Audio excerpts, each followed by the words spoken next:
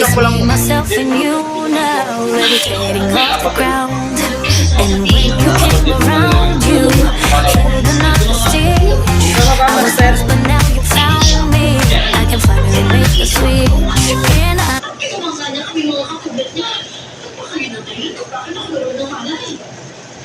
Tsaka, lakas mo talaga na eh. Yun o. Ang sinabi eh.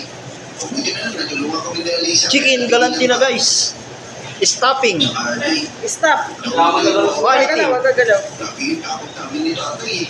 Hindi talaga namin alam yung gagawin kapag nawala